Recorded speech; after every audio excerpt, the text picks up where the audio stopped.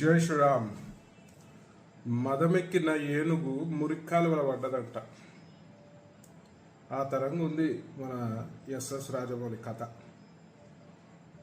ఇవాళ ఎంతోమంది ఎస్ఎస్ రాజమౌళిని ఒక అద్భుతమైన డైరెక్టర్ అని చెప్పి అందరు కూడా అభిమానిస్తారు. కానీ మొన్న ఒక స్టేట్మెంట్ తోటి ఇవాళ హిందూ సమాజంలో ఒక తీవ్రమైన వ్యతిరేకత వచ్చింది.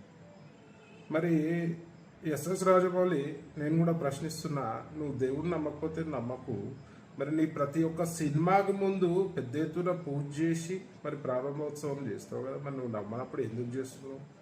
ఆల్రెడీ అందరు విమర్శిస్తున్నారు, దేవుని కథలతోటి నువ్వు అడగోళ్ళు డబ్బులు సంపాదించినావు అని చెప్పి.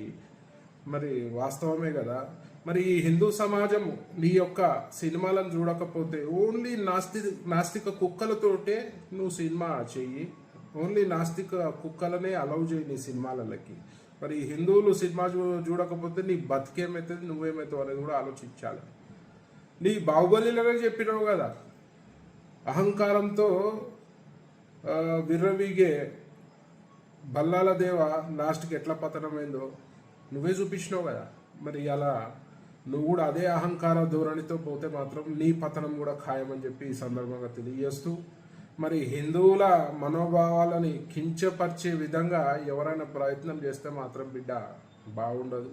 మరి దానికి చాలా రకాలుగా నువ్వు సమస్యను ఎదుర్కోవాల్సి వస్తుందని చెప్పి సందర్భంగా తెలియజేస్తూ, మరి వెంటనే నువ్వు హిందూ సమాజానికి క్షమాపణ చెప్పాల్సిన తరుణం ఇది. లేదంటే నువ్వు ఒక హిందూ ద్రోహిగా విద్రోహిగా ఈ సమాజంలో మిగిలిపోతావు.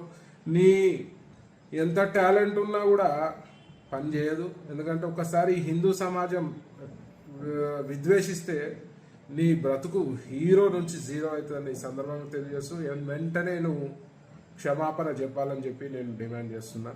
జై శ్రీరామ్.